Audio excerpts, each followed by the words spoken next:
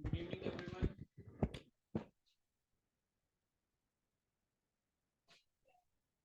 Good evening, Divya.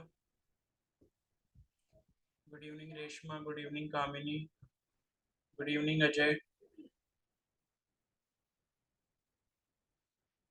Good evening, Sneha.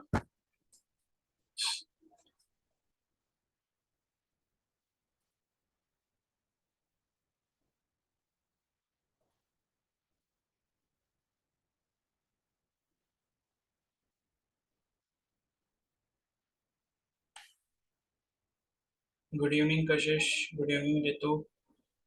Good evening, Kashish.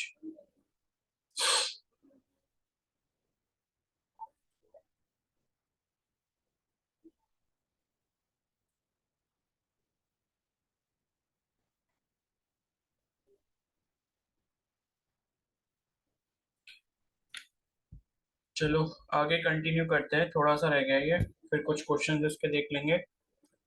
And 7 बजे से आपका test होगा, ठीक है।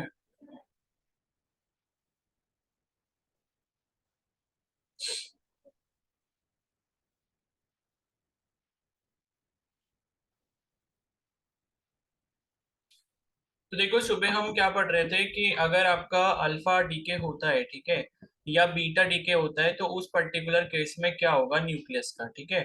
तो लाइक ये एक लॉ है, जो लॉ ये बताता है कि अगर न्यूक्लियस के अंदर अल्फा डीके हो रहा है, यानी कि अगर अल्फा रेडिएशन वहां पर निकल रही है या अल्फा पार्टिकल निकल रहा है। अल्फा पार्टिकल क्या होता है? 2He4, ठीक है। जो हीलियम न्यूक्लियस होता है उसी को हम क्या कहते हैं? अल्फा पार्टिकल कहते हैं। तो अगर क्या हो रहा है कि एटम के न्यूक्लियस में से, यानी कि जो भी रेडियो एक्टिव एटम है, उसके न्यूक्लियस से अगर क्या हो रहा होगा, अल्फा पार्टिकल यानी कि 2He4 निकल रहा है। तो देखो, ये कॉमन सेंस की बात है कि 2He4 अगर निकल रहा है यहाँ पर, तो जो न्यूक्लियस यहाँ से निकला है, ठीक है, उसी के अकॉर्डिंग यहाँ पर चेंज आ जाएगा। यानी कि क्या है, अगर कोई भी एलिमेंट आपके पास एक्स था, उसका एटॉमिक नंबर जेड था, उसका एटॉमिक मास नंबर ए था, तो ये चेंज किस में हो जाता है? ये अगर सपोज वाई में चेंज हो गया, ठीक है, मतलब एक एलिमेंट का न्यूक्लियस दूसरे किसी एलिमेंट के न्यूक्लियस में कन्वर्ट हो गया। एंड कन्वर्ट होने पे क्या होगा, जो इसका एटॉमिक मास नंबर होगा ये 4 से डिक्रीज हो जाएगा, और एटॉमिक नंबर जो है वो आपका 2 से डिक्रीज हो जाएगा, ठीक है।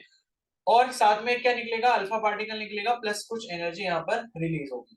तो ध्यान ये रखना है कि जब भी अल्फा पार्टिकल निकलेगा या अल्फा डीके की कंडीशन होगी, तो उस केस में जो भी आपका एटम का न्यूक्लियस है, उस एटम के न्यूक्लियस में एटॉमिक नंबर 4 कम हो जाता है, और एटॉमिक मास नंबर जो है वो 4 कम हो जाता है, और एटॉमिक नंबर जो है वो 2 कम हो जाता है। तो ये एक लॉ है, ठीक है। उसके बाद दूसरी चीज मैंने आपको बीटा डीके के बारे में बताया था। तो बीटा डीके आपके दो टाइप के होंगे, एक आपका पॉजिटिव बीटा डीके होगा और एक आपका नेगेटिव बीटा बीटा डीके होगा, ठीक है। तो बीटा डीके में क्या होता है, जो आपका न्यूक्लियस है, तो न्यूक्लियस जब आपका चेंज होगा, यानी कि पहले एक्स टाइप का न्यूक्लियस था, मतलब एक्स एटम, मतलब एटम जो भी था वो एक्स था, और उसका न्यूक्लियस एक्स न्यूक्लियस था, जिसका एटॉमिक नंबर जेड और आपका मास नंबर क्या था? ए के बराबर था। अब अगर इसमें बीटा डीके होगा, तो बीटा डीके आपका दो तरीके से हो सकता है, एक बीटा माइनस डीके और एक बीटा प्लस डीके।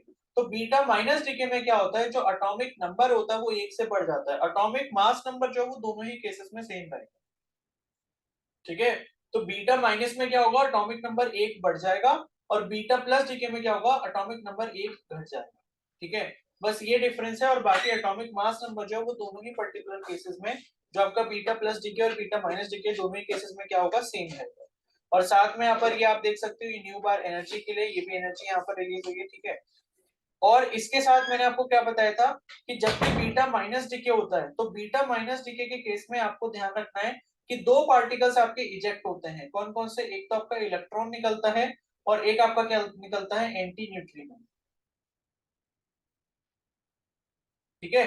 तो जैसे आपने देखा कि अल्फा डीके में क्या निकल रहा था, अल्फा पार्टिकल यानी कि 2He4 निकल रहा था, helium nucleus.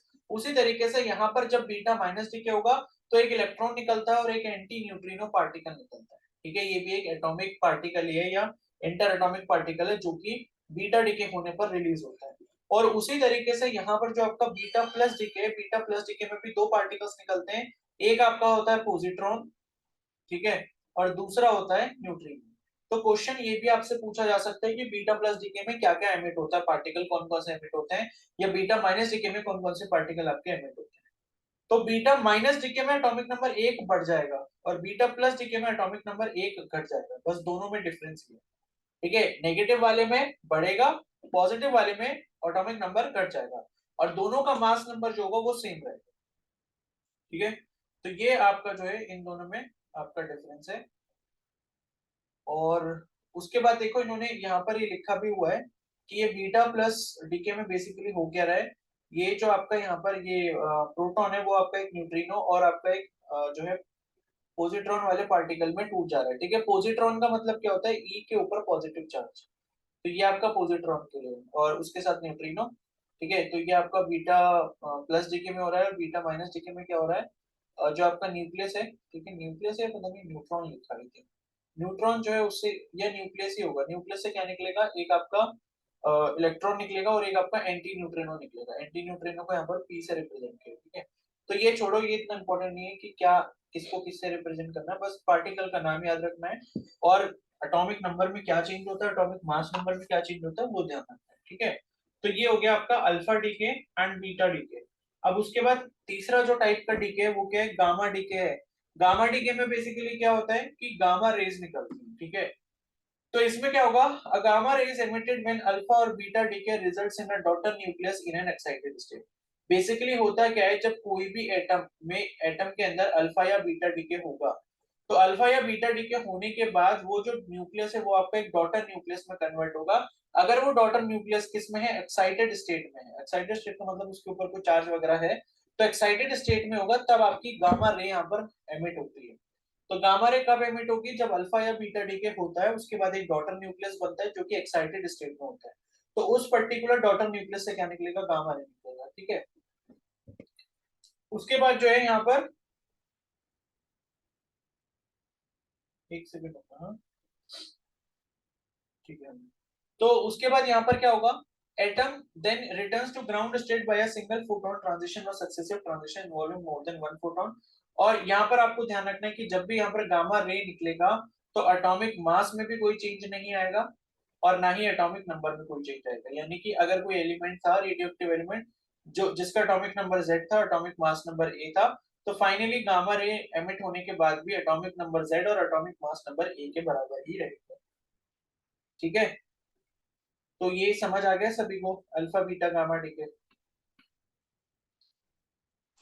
Yes, sir. Yes, sir. Yes, sir. ठीक है, अब उसके बाद देखो क्या है, न्यूक्लियर फिजन है। इसके लिए मैं आपको सजेस्ट ये करूंगा कि आप एक बार न्यूक्लियर फिजन का जो टॉपिक है या तो एनसीईआरटी से देख लेना या फिर किसी वेबसाइट पर आपको मिल जाए तो वो भी देख लेना, क्योंकि वो जो थ्योरी लिखी होगी ना वो थ्योरी यहाँ पर इंपॉर्टेंट होगी। ठीक है, या मैं इसकी जो है आपको भेज दे रहा हूँ मतलब पढ़ने के लिए, तो वो आप पढ़ जरूर लेना। ठीक है, और इसका प्रोसेस मैं आपको समझा दे रहा हूँ कि न्यूक्लियर फिजन होता किस तरीके से।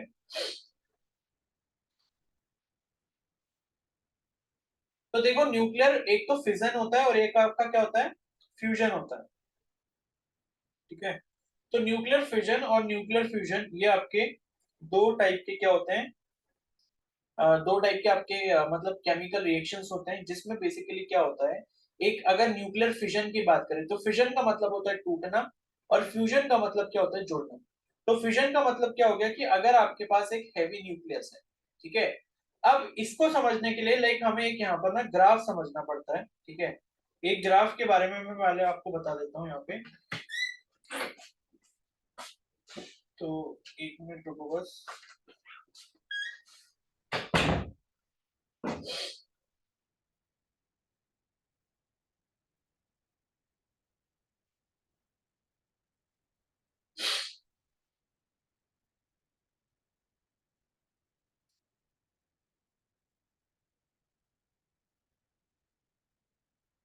ये ग्राफ भी इंपॉर्टेंट है, आप प्लीज इसको चाहो तो एनसीईआरटी से जरूर देख लेना, बाइंडिंग एनर्जी पर न्यूक्लियन का जो ग्राफ है। ठीक है, ये मैं आपको यहाँ पर एक बार थोड़ा सा हल्का सा बना के दिखा देता हूँ। ये एक काम करता हूँ, इसको कॉपी कर लेता हूँ यहाँ से, इसका स्क्रीनशॉट रुको एक सेकंड।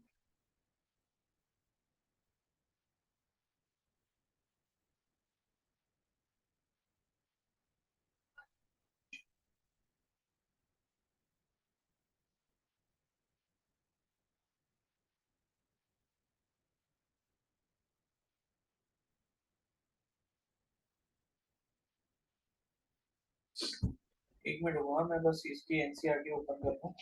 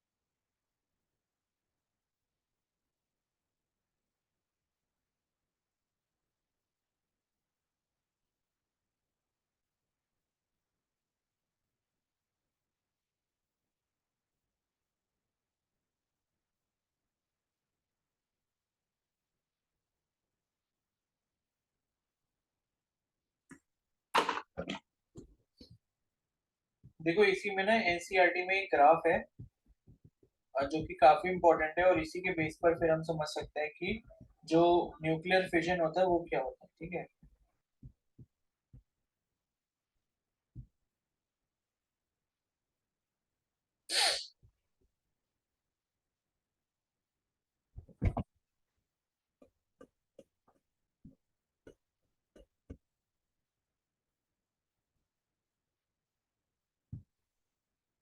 देखो ये वाला ग्राफ है, ठीक है, बाइंडिंग एनर्जी पर न्यूक्लियन का ये ग्राफ दिया हुआ है as a function of mass number. ठीक है, तो देखो हमने एक चीज ये पढ़ी थी कि भाई जो आपकी बाइंडिंग एनर्जी पर न्यूक्लियन होती है, एटॉमिक मास नंबर 30 से लेके 170 तक, वो लगभग लगभग क्या रहती है, कांस्टेंट रहती है, और जो कि कितने मेगा इलेक्ट्रॉन वोल्ट के बराबर होती है, 8 मेगा इलेक्ट्रॉन वोल्ट के बराबर होती है। ठीक है, ये हमने पढ़ा था सुबह के टाइम पे, जब हमने सुबह क्लास करी थी तो उसमें ये चीज हमने पढ़ी थी। अब यहाँ पर अगर आप ये वाला ग्राफ देखोगे ध्यान से,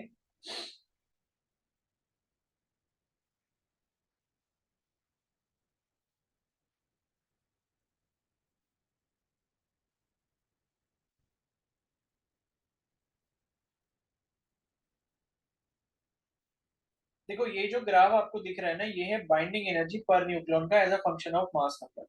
ठीक है, तो ये ग्राफ आपका यहाँ से स्टार्ट हो रहा है, ये हाइड्रोजन से, ये हाइड्रोजन है, ये हाइड्रोजन है। डिफरेंस क्या है, हाइड्रोजन के दो आइसोटोप है ये, जो कि रेडियो एक्टिव फॉर्म में है।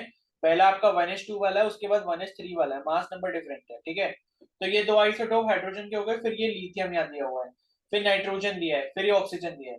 वैसे तो ये आपको जो है ग्राफ एक बार याद भी करना पड़ेगा, क्योंकि इसके बेस पर क्वेश्चन जो है वो पूछे जाते हैं। ठीक है, तो बहुत इंपॉर्टेंट ग्राफ है। उसके बाद यहाँ देखोगे आपको हीलियम दिख जाएगा, कार्बन हो गया, ऑक्सीजन हो गया, सल्फर हो गया, आयरन हो गया, अलग अलग आपको एलिमेंट्स दिख जाएंगे यहाँ पर। ठीक है, तो यहाँ पर देखो सुबह जो हमने एक चीज पढ़ी थी उसमें ये था कि एटॉमिक मास नंबर जिसका 30 से लेके 170 के बीच में, उसकी जो बाइंडिंग एनर्जी पर न्यूक्लियन रहती है वो लगभग कांस्टेंट रहती है, वो एक 8 मेगा इलेक्ट्रॉन वोल्ट के आसपास होती है एवरेज। ठीक है, तो यहाँ पर देखो आपको समझना क्या है कि जो भी आपके मास नंबर 30 से लेके 170 के बीच में है, उनकी जो मतलब बाइंडिंग एनर्जी वो लगभग लगभग कांस्टेंट रहती है। अब अगर आप यहाँ पर ये देखोगे, मैंने आपको एक चीज ये बताई थी कि भाई बाइंडिंग एनर्जी जो होती है, वो हमने सुबह ये पढ़ा था कि जो बाइंडिंग एनर्जी होती है वो आपकी directly proportional to the stability of nucleus होती है। यानी कि जितनी ज्यादा बाइंडिंग एनर्जी होगी किसी भी एलिमेंट के न्यूक्लियस की, उतनी ज्यादा क्या होगी, उसकी स्टेबिलिटी होगी। ठीक है, तो यहां पर आप देखोगे ये जो ग्राफ आपको दिख रहा है, इस ग्राफ में बाइंडिंग एनर्जी आपको कहां पर दे रखी है, बाइंडिंग एनर्जी आपको ये वाई एक्सिस पे दी हुई है। वाई एक्सिस पर आप देख सकते हो क्या लिखा है, बाइंडिंग एनर्जी पर न्यूक्लियन इन मेगा इलेक्ट्रॉन को, और इधर क्या दिया हुआ है आपको, मास नंबर दिया हुआ है। तो आप यहाँ पर देखोगे जो आपको बाइंडिंग एनर्जी मैक्सिमम दिख रही है वो किस रेंज में दिख रही है, लगभग लगभग यहां से लेके यहां तक आपको जो है मैक्सिमम रेंज इसकी दिख रही है, जहां पर बाइंडिंग एनर्जी आपको सबसे ज्यादा दिख रही है।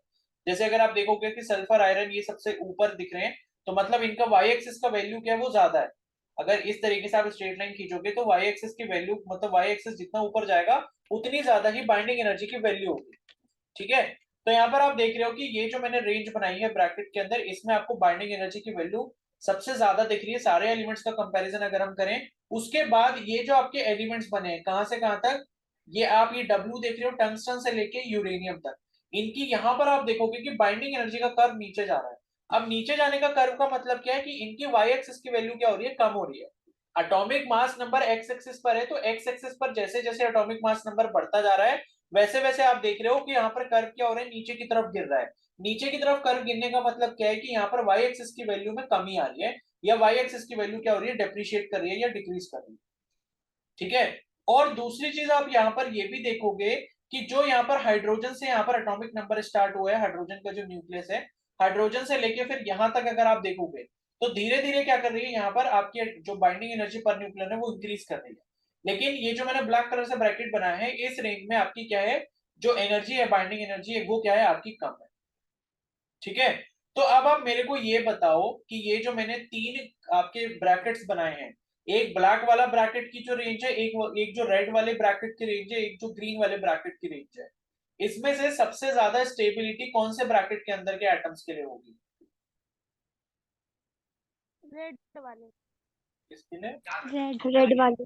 रेड वाले के लिए होगी, ठीक है, क्योंकि रेड वाले के केस में जितने भी एटम्स हैं उधर आपको मैक्सिमम क्या दिख रही है, बाइंडिंग एनर्जी पर न्यूक्लियन दिख रहा है।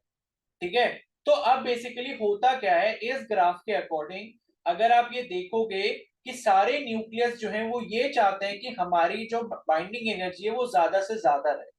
तो जिनकी बाइंडिंग एनर्जी कम है, यानी कि ये जो ब्लैक वाले ब्रैकेट्स के अंदर मैंने जो एटम्स बनाए हैं, ये वाले एटम कोशिश क्या करते हैं, इधर पहुंचने की। ठीक है, और जो ग्रीन वाले हैं वो भी कहां पहुंचने की कोशिश करते हैं, इधर की रेंज में पहुंचने की कोशिश करते हैं। तो अब ये जो ब्लैक कलर के ब्रैकेट के अंदर आपको जो एटम्स दिख रहे हैं, जैसे हीलियम वगैरह हो गया या जो भी और नीचे के एटम्स हैं, ये आपस में क्या करेंगे, कंबाइन करेंगे, यानी कि छोटे छोटे दो न्यूक्लियस मिलकर क्या बना लेंगे, एक बड़ा न्यूक्लियस बना लेंगे जिसका एटॉमिक मास नंबर यहां पर लाई कर जाए। ठीक है, और ये जो बड़े वाले आपके न्यूक्लियस हैं या जो बड़े वाले एटॉमिक मास नंबर के एटम है, टंगस्टन से लेके जो यूरेनियम की ग्रीन वाले ब्रैकेट के अंदर जो रेंज दिख रहे हो, इनके इनके जो न्यूक्लियस है वो पहले से काफी बड़े हैं, और ये क्या कर सकते हैं, इनको दो छोटे न्यूक्लियस में तोड़ सकते हैं। तोड़ने के बाद क्या होगा, ये जो दो न्यूक्लियस मिलेंगे वो इस रेंज के अंदर आ जाएंगे, क्योंकि इनका जो एटॉमिक मास नंबर होगा वो कम हो जाएगा। क्योंकि न्यूक्लियस को जोड़ने का मतलब क्या है कि एक न्यूक्लियस के अंदर जितने न्यूट्रॉन प्रोटॉन है और दूसरे न्यूक्लियस के अंदर जितने न्यूट्रॉन प्रोटॉन है, उन दोनों को अगर जोड़ दोगे तो उनके न्यूट्रॉन और प्रोटॉन टोटल करके क्या कर जाएंगे, कंबाइन कर जाएंगे।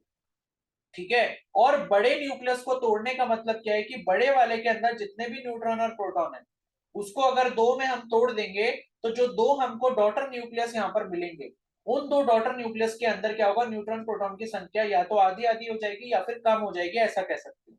जरूरी नहीं है कि आधी आधी दोनों में हो, एक में थोड़ा बहुत कम हो सकता है, एक में थोड़ा बहुत ज्यादा हो सकता है। बट ओवरऑल बड़े वाले न्यूक्लियस के कंपैरिजन में जो दो छोटे डॉटर न्यूक्लियाई होंगे, उनमें क्या होगा, न्यूक्लियॉन्स की जो संख्या वो काफी कम होगी, एंड न्यूक्लियॉन्स की संख्या जो भी होगी, जो भी मतलब संख्या होगी, उसे क्या कहते हैं, हम एटॉमिक मास नंबर कहते हैं। एंड वो एटॉमिक मास नंबर इस तरीके का होगा कि वो रेड वाली ब्रैकेट के अंदर जो एटम्स आ रहे हैं वहां पर लाई करेगा। ठीक है, तो कहने का मतलब ये है कि जो छोटे न्यूक्लियस होते हैं वो आपस में कंबाइन करने की कोशिश करते हैं ताकि वो एक बड़ा न्यूक्लियस बना पाए, सो दैट कि उस बड़े वाले न्यूक्लियस का एटॉमिक मास नंबर ये रेड वाली ब्रैकेट के एटम्स की रेंज में लाई करे। और जो ज्यादा बड़े न्यूक्लियस होते हैं वो क्या करते हैं, अपने आप को तोड़ने की कोशिश करते हैं ताकि उनका जो बहुत हैवी न्यूक्लियस है वो इस तरीके से दो या दो से ज्यादा डॉटर न्यूक्लियस में टूट जाए, सो दैट कि जो डॉटर न्यूक्लियस का एटॉमिक मास नंबर होगा वो इस रेड वाले ब्रैकेट रेंज के अंदर लाई करे। ठीक है, और जब छोटे एटम्स यहाँ पर जो छोटे जो न्यूक्लियर हैं, ये जब छोटे न्यूक्लियस आपस में कंबाइन करते हैं तो इसी प्रोसेस को हम न्यूक्लियर फ्यूजन कहते हैं। और ये जो बड़ा वाला जब आपका टूट जाता है छोटे में, तो इसी को हम क्या कहते हैं, न्यूक्लियर फिशन प्रोसेस कहते हैं।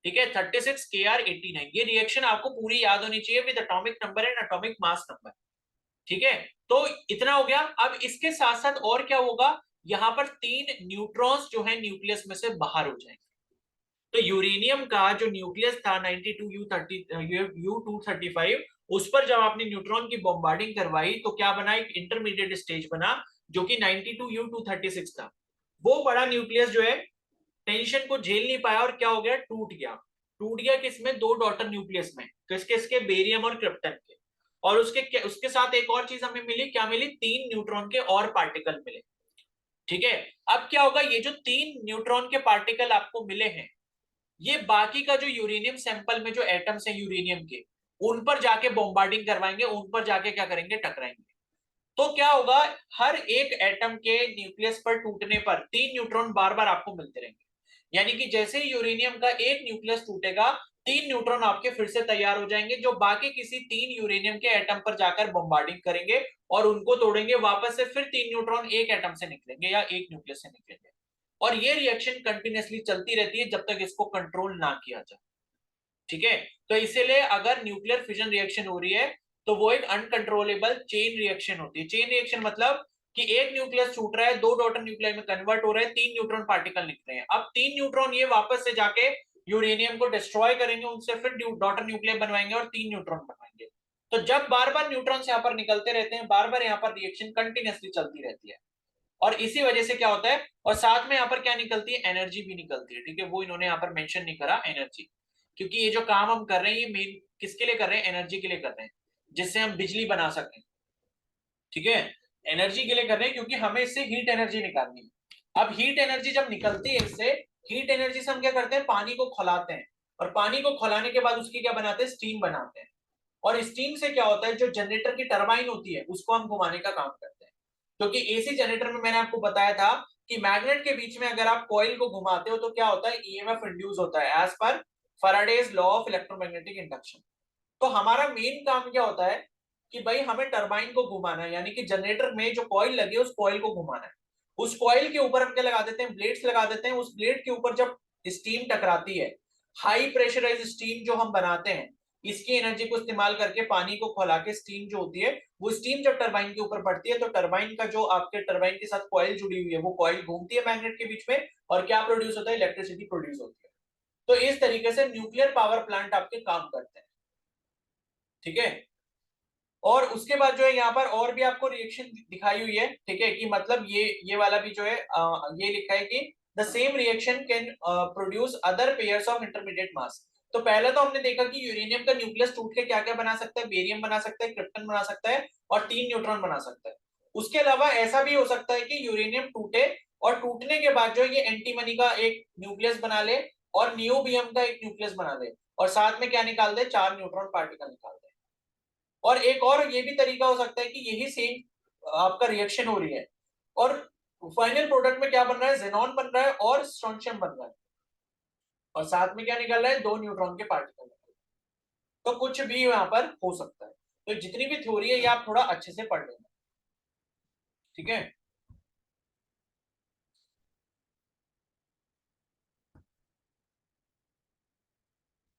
तो यहाँ पर वही सब लिखा है कि एटॉमिक मास नंबर आपका पहले बड़ा था, तो उसकी जो आपकी एनर्जी थी वो, देखो यहाँ पर लिखा है कि ये एनर्जी, ठीक है, ये बाइंडिंग एनर्जी पर न्यूक्लियन है, किसके लिए, एटॉमिक मास नंबर जिसका 240 है। तो 240 जिसका भी होगा, जैसे अभी हमने 235 देखा यूरेनियम का होता है, तो वैसे ही मान लो कि अगर 240 अगर किसी का है, तो उसकी जो बाइंडिंग एनर्जी पर न्यूक्लियन होती है वो कितनी होती है, 7.6 मेगा इलेक्ट्रॉन वोल्ट होती है। लेकिन जब उसमें न्यूक्लियर फिजन हो जाएगा, तो न्यूक्लियर फिजन के बाद मान लो हमने कह दिया कि यहाँ पर क्या बना, एटॉमिक मास नंबर 120 जिसका होगा, उसके 2 डॉटर या फ्रेगमेंट न्यूक्लियाई यहाँ पर बनते हैं, और उन फ्रेगमेंट न्यूक्लियाई की जो बाइंडिंग एनर्जी पर न्यूक्लियन होगी वो कितनी होगी, 8.5 मेगा इलेक्ट्रॉन वोल्ट होगी। यानी कि बाइंडिंग एनर्जी आपकी यहाँ पर न्यूक्लियस को तोड़ने से बढ़ चुकी है। और न्यूक्लियस को तोड़ने से अगर ये बाइंडिंग एनर्जी बढ़ गई है, इसका मतलब क्या हो गया, स्टेबिलिटी यहाँ पर क्या हो चुकी है, इंक्रीज हो चुकी है। और हर न्यूक्लियस यही चाहता है कि उसकी स्टेबिलिटी बढ़ जाए। तो यही लिखा है कि गेन इन बाइंडिंग एनर्जी यहाँ पर कितना हुआ है, 0.9 मेगा इलेक्ट्रॉन वोल्ट का हुआ है। ठीक है, न्यूक्लियन के लिए। ठीक है, तो ये है, आप इसको पूरा अच्छे से पढ़ लेना। ठीक है, और उसके बाद न्यूक्लियर रिएक्टर है, ये वाला टॉपिक भी अच्छे से पढ़ लेना। न्यूक्लियर रिएक्टर बेसिकली क्या होता है, जिसके अंदर ये न्यूक्लियर फिजन करवाया जाता है। तो इसमें अलग अलग पार्ट्स होते हैं, जैसे कंट्रोलिंग रॉड्स आपसे पूछ लेगा कि भाई किसकी बनी होती है।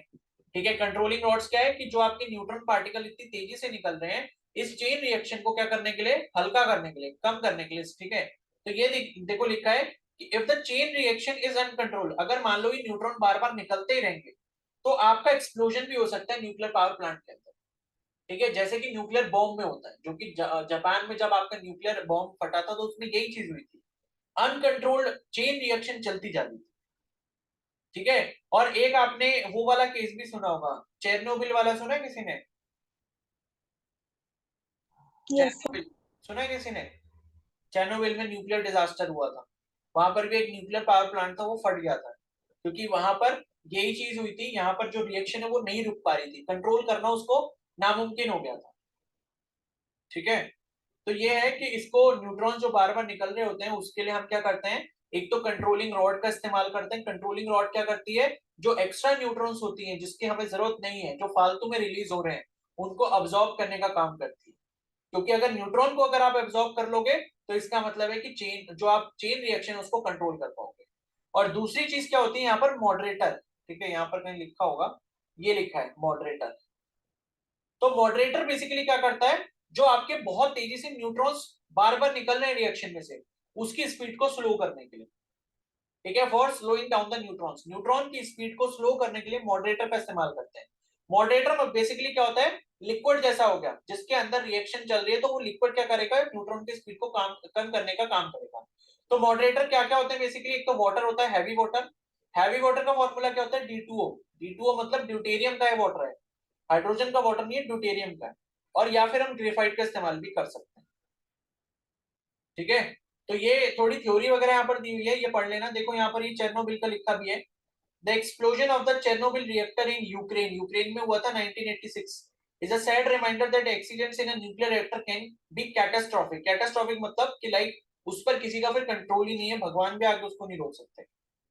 ठीक है, तो ये है, तो मतलब ये आप थोड़ा थ्योरीज को अच्छे से पढ़ लेना, ये इंपॉर्टेंट है। तो चेरनोबिल के ऊपर तो मूवी वगैरह भी कई कई बार बन चुकी है चेरनोबिल रिएक्टर के ऊपर। तो मतलब काफी ज्यादा मेजर इंसिडेंट था जिसने पूरे वर्ल्ड को हिला दिया था इस इंसिडेंट के चक्कर में।